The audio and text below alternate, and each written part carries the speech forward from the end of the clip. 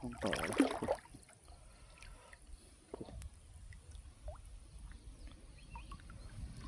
มีแต่ปลาขาวเนาะ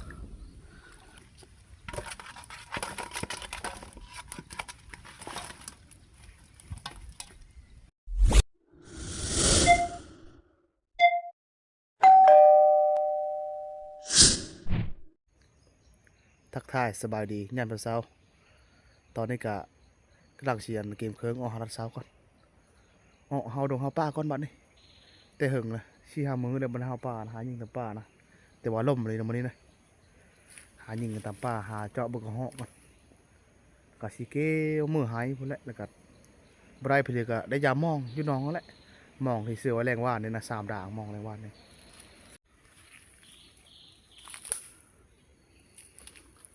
มันล่มเลยมันนี้นะล่มอุกไปอุกมาฝนก็ฝอยๆลงเลยฝนก็ตอนเช้านี่ก็ญาติปอกแป๊กปอกแป๊กปอกแป๊กลงฝนนะโอ้ยเดี๋ยว12ฝนยังตกยังเพลยอยู่ห่ำเข้าแล้วนี่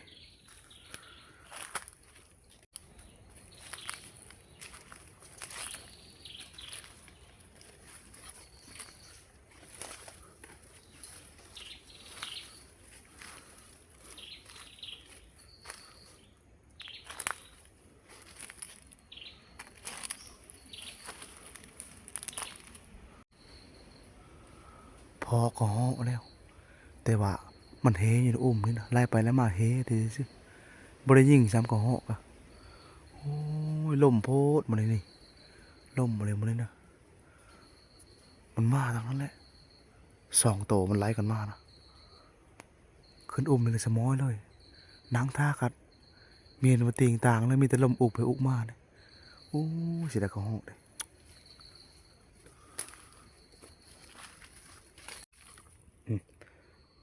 นกคอนะทุกคนนี่มันซะนะเสียไรแต่แนมก็เหาะรถนกคออยู่ขีดินนี่แล่น2 โตไปเลยโอ้ยผ่านโอกาสอีตัวนี้กันนี่นกคอมันซะตัวนึงนะมันซะกินอยู่นี่ตัวนึงนะ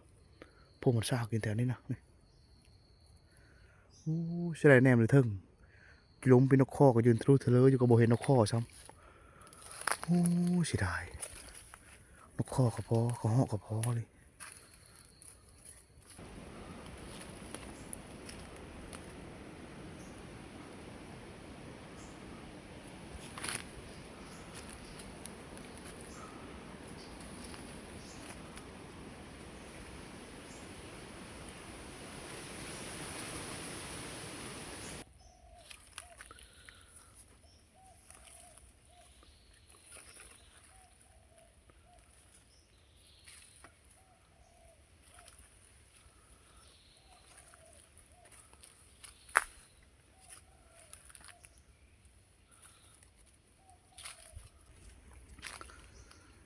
ฝนก็ตกแล้วบ้านนี่ฝนห้ามเข้าแล้วบ้านนี่โอ้ยเดือน12เดือน 1เดือน12เดี๋ยวฝนต้องตกอยู่ตายแบบนี้หายิงกับบุจักไล่ไปหายิงแบบนี้นะล่มพร้อมฝนตกน้ำโอ้บุจักไล่เฮ็ดแล้วบ้านนี่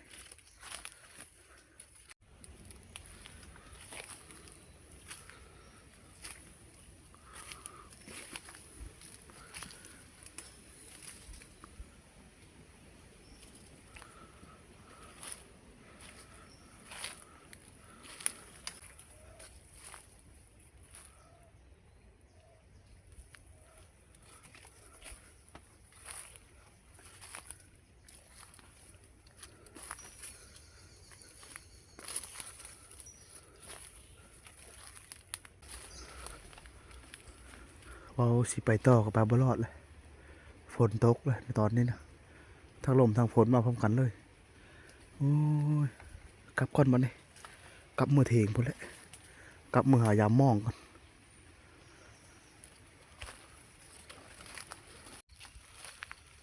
แล้วฝนตกแล้วบาดนี่ฝนตกห้ามเข้าแล้วบาดนี่โอ้บงบนหาพอดีถือกระติกกระตึกไปสิหาพะบงเอาเพอเอามาโบกบ่ไปหายิงกับบ่ได้เพื่อนนะ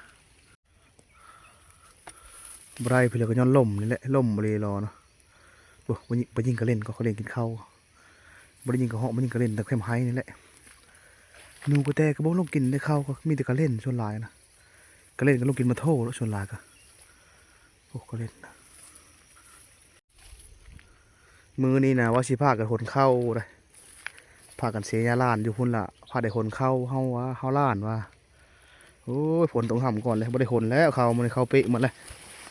โอ้อย่ามองก่อนบอลนี่ก็เล่นกับบ่ได้ยิงเนาะมันน้อยก็เล่นก็คือว่าหาอย่ามองอยู่น้องก่อนโอ้ยไปหายิงกับฝนต้องทำอีกละเดือน12คนต้องตกกึบตกนักอยู่นี่ลมคุกมาเชียวโอ้ยเข้าเป๊ะมันเลยเข้านี่กำเข้านี่บ่ได้ฝนเข้ามันนี่ก็บ่ได้ฝนนี่แหละฝนต้องทำอีกแล้ว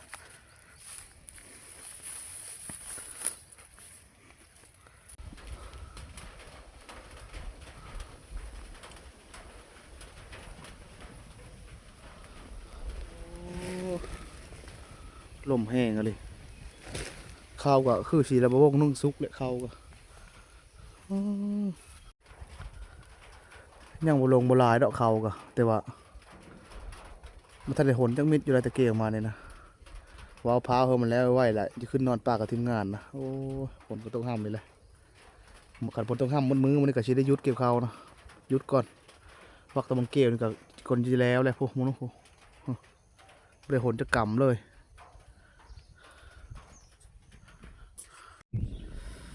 โอ้ยหนาวเลยลงน้ำแต่เช้าเลยมันนี่ป้าตัวหนาวเลยโอ้ต่อไม้หลายเลยยันโคบไม้ล้มกับปะนะต่อไม้ก็หลายขอนไม้ก็หลายทื่อดียี่ดอกปลาขาวเชอะปลาปุกปลาชิวเข้าน้ำมองก็กินน้ำมองนี่แหละแต่ละมือก็ได้โอ้ทื่อดีอยู่ทื่อดีอยู่โอ้ห้องมองเลยเนาะห้องต่อแล้ว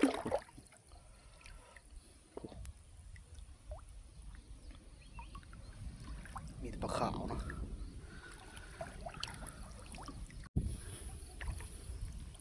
นี่โอ้โห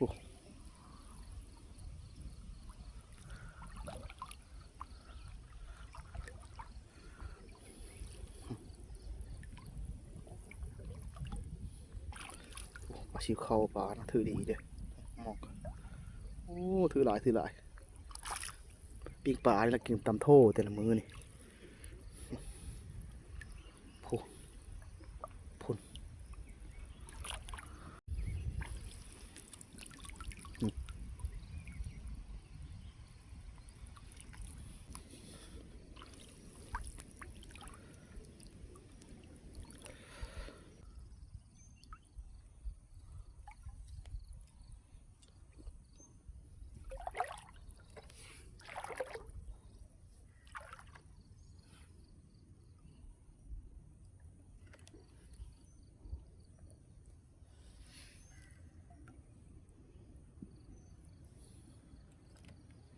บริจอบไก่ป่าตับแคมไฮลงกินข้าวนะ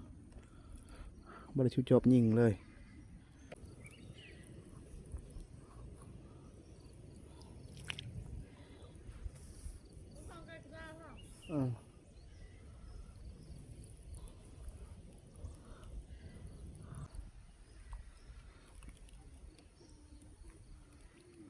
ถือดีได้มองขาวนี่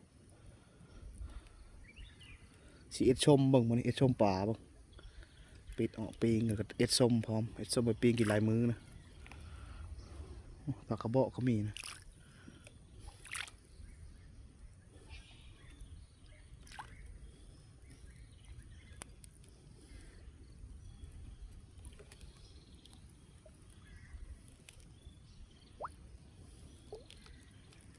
โอ้ถือดีถือดีอยู่สไลด์ก็ปีงปีงปีง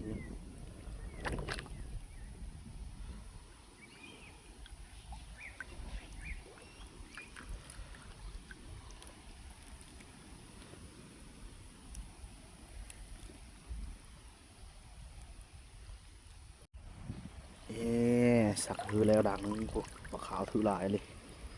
อ๋อที่ต่อเม็ดส้มพร้อมมันนี่เต็มแม็กเลยปลามองในถือเลยพวก ยังอีก2 ด่างบ่นี่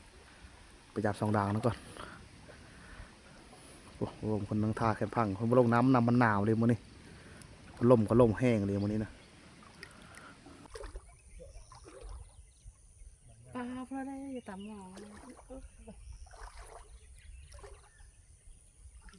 มองแต่กระบุงน้ำอีกแล้วมองแต่กระบุงน้ำอีกแล้ว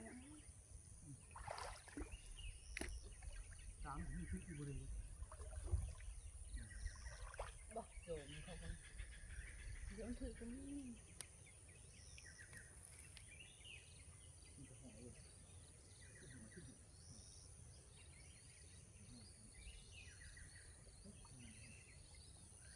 ยื้อได้ป่ะนะ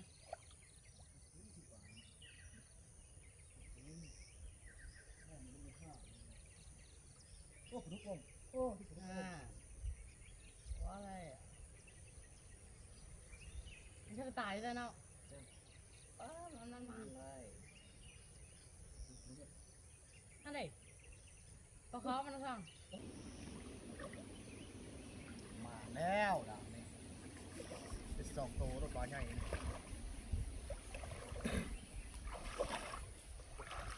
อุ้ยหนาวเด้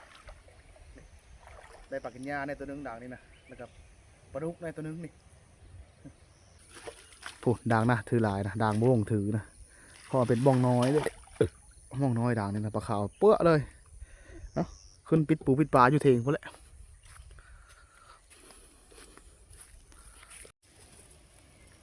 โผล่ด่างนี่นะถือขนาดเลยปลาขาวทั้งนั้นตัวนี้โผล่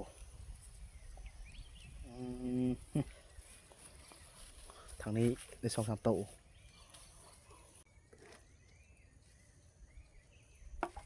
แต่พวกฟ้าสั่ง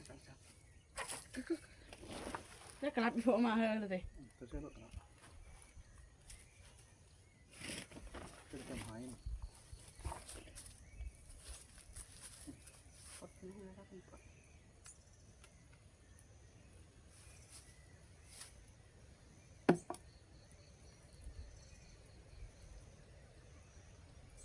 ฝนตกเช้าเนี่ยพามาเลยหาหนึ่ง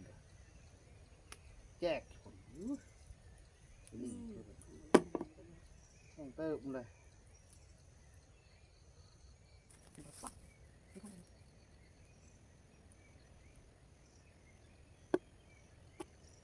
จะปีนกับปีนพี่ป้าบอกพี่ป้าปีนเป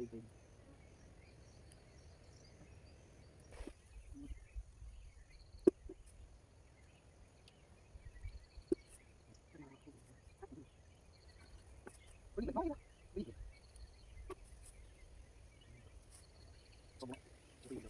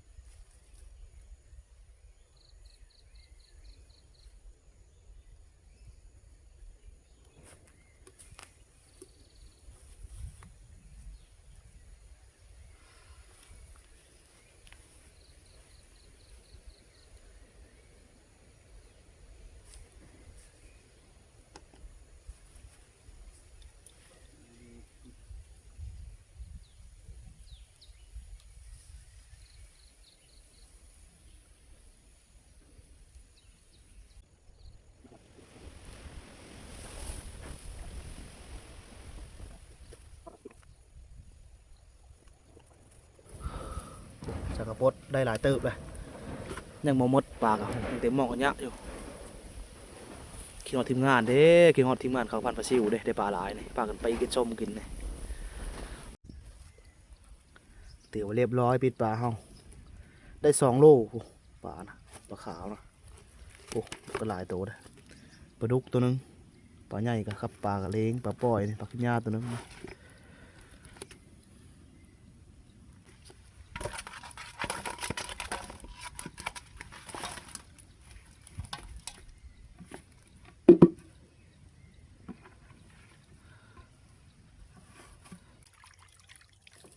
ปิ้งปลาก่อนมาเลยปิ้งก็ปิ้งปลาเลยกันทำสิปิ้งมานี่ เจอเห็ดชุ่ม ไปชมเลยไปชมน้ำโอ้จะไปเด็ดไปชมเลยโน้ไปชมเลยชม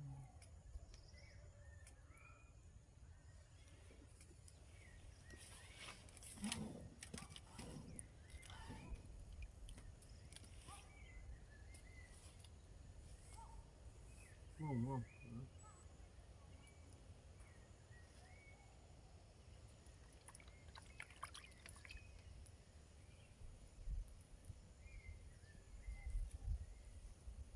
ปิ้งตัวนี้ปิ้งไม่ได้บ่หลายเลยปิ้งมันละ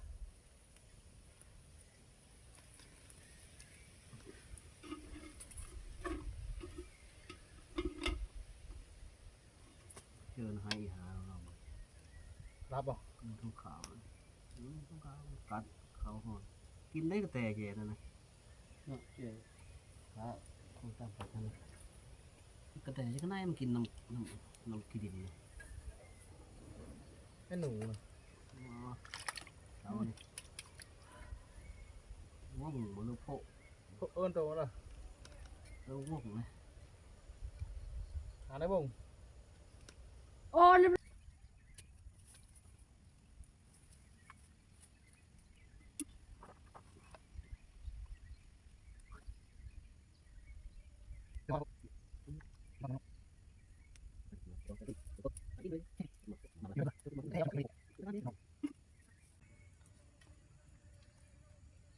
ปิ้งปลาใหญ่นี่ก็ปิ้งเอาปิ้งอมโพนเลย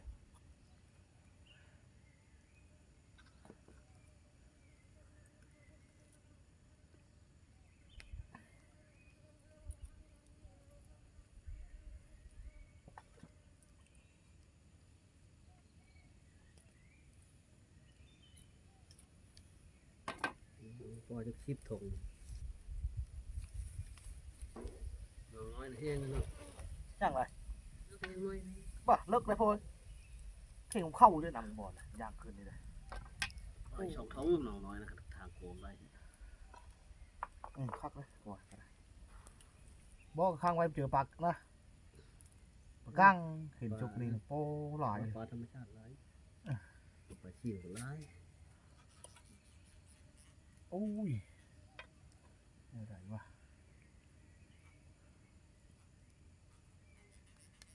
เอาเลย ไม่หรอกเก่าเก่าโป๊ะ ปิ้งปลาดุกน้ำ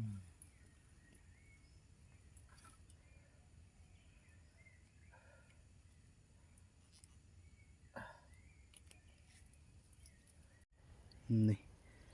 ปิ้งปลากินยาในปลาดุกน้ำเป็น1 2 3 4 5 6ปิ้งนะปิ้งปลาขาวนี่4ปิ้ง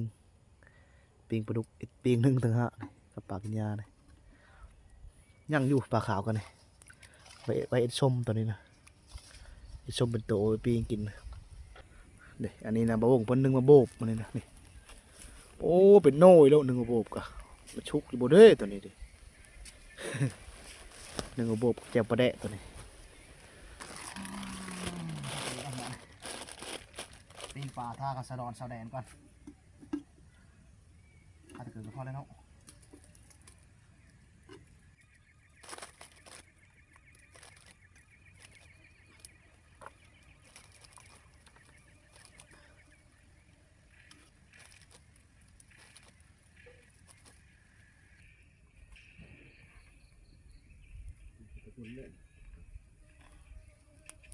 เพื่อยิงมุงกระบุกดีกว่าหายแต่กระบุกมันช้าป๊อกหมดนี่ก็ห้องเอามาจากนี่ก็ไอ้พวกอะไรดีกว่านะ หัวโตเลย ก็ได้ ช่วงมอใหม่มาเบอร์นึงครับ ตะบุกบ่ ไม่มอตัวมาพอดีได้2 คนจบที่จับแต่ที่ตื้อใจ เต็มตะไฟอันยะละยัง2ปียังไม่ปีงนะตัวนี้ชีปีงกำลังตัวนี้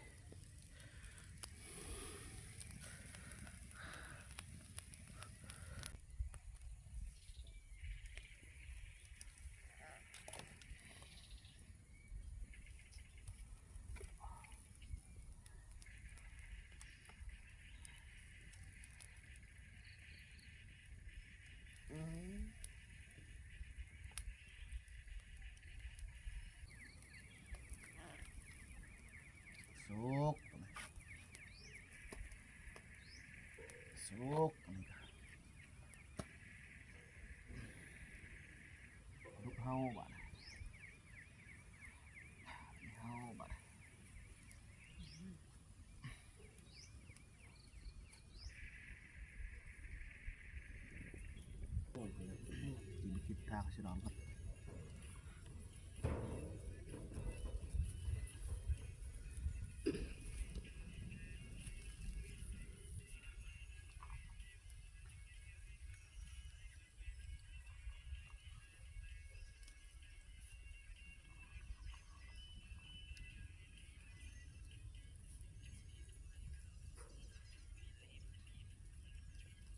ขอไปดิ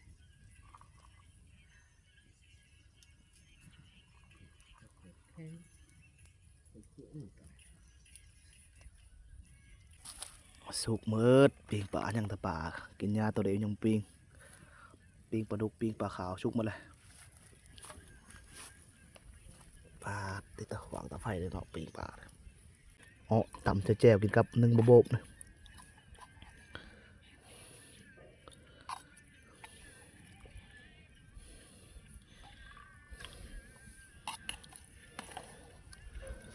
ประตอนอ๋อ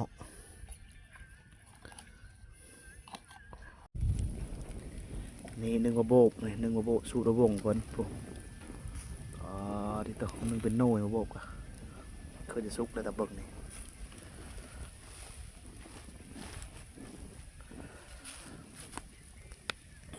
ปิงปลาก็ยังทันสุกยังปลาตัวเดียวนี่แหละปิงปลากะก็หันสุกหมดเลยเด้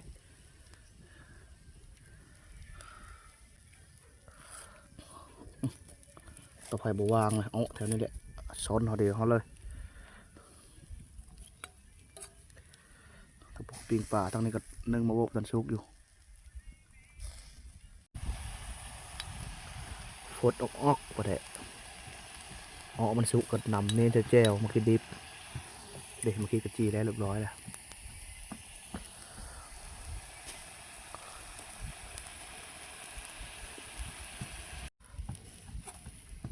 พอประเดะก็สุกแหละไปตำแจวก่อนบ้านนี่ตัวยิงตักยาเนี่ยมันสดสวดไผ่จนจะหมด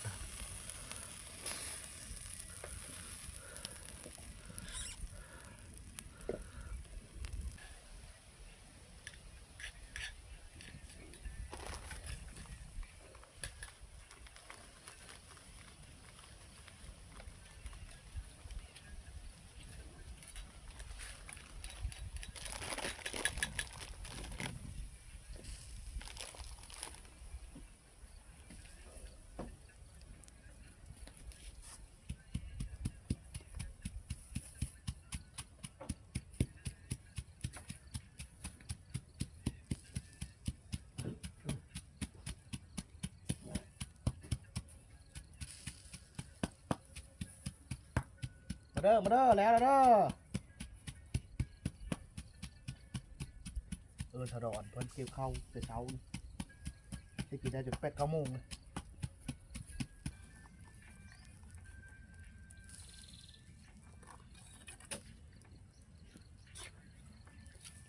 มันบุกแต่เขาจะชุบเลยกัน ชุกเลย มันชุบดู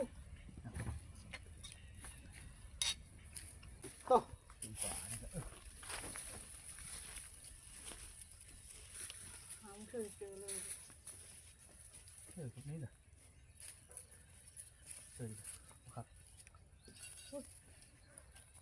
เจียวเขาจะประเดะวัน แดก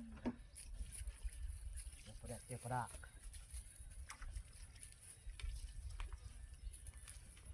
ก็ประเดะประเดะ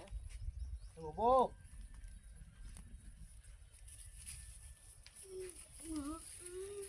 มันแรงกบมันบอกเลยกินได้ทั้งหอมตำ เอาจะไปสร้างมันเนาะบานก็เถาะสมอฮัน เรียบร้อยกับข้าวยำสาวเฮานี่มีหนึ่งโบกมันฮ้อนเลยเจียวประเดะตำโทนี่ปีงป่านำข้าวซุปก่อนฮ้อนเลยมา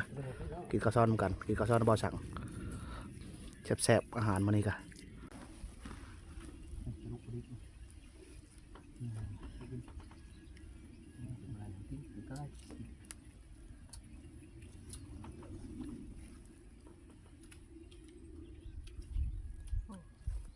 เฮ้ยตุ๊เป๊ะ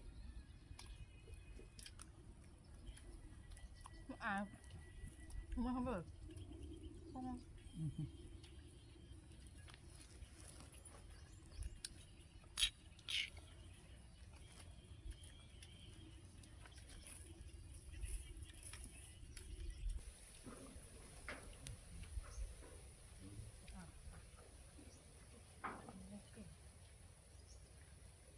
ลูกเนาะลายก็นอนนั่นน้ำกบเขาบ่มก็ลอยเนาะสำหรับคนจะออก ไก่ปะ สำหรับจะประมาณนั้นต่อ มันนี่นั่นคือปลา เสียกากินข้าวกินน้ำอิ่มแล้วนะตอนนี้ก็พากันมาโคปูโคปลาที่เสือมองได้นั่นแหละอันนั้นเอ็ดส้มเอาเอ็ดส้มไว้เอ็ดส้มเป็นโตเลยสลอดมาสอกเอ็ดตัดโหตัดเผือก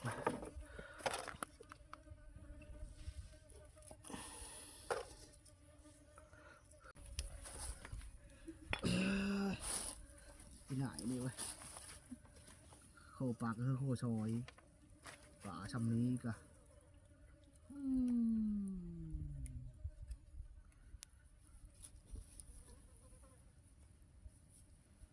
ใช่เนี่ย มีเล็บเอิญเอ็ดโชว์ก็เชื่อป่ะ ไม่เป็นไรตั้งเอาแน่จะไปได้เปิดมาแล้วนี่สิ โคปลาแล้วกะลงกินข้าวคือเก้ามานี่กินข้าวกินน้ำยังบ่แล้วอยู่แล้วหายกันย่างอีย่างเข้าหน้าอีบุ๊กเข้าหน้าอีใช่ขี้ยมบ่ แกโดนตาดำมัน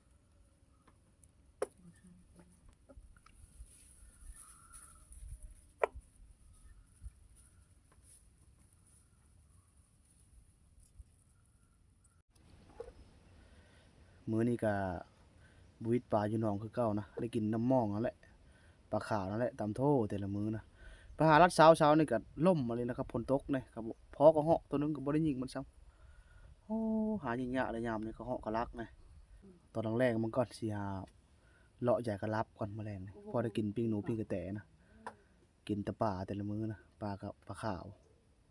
เอ้าแมลงพุ่นแหละเราเอาเสื้อก็รับเราหายิงใหม่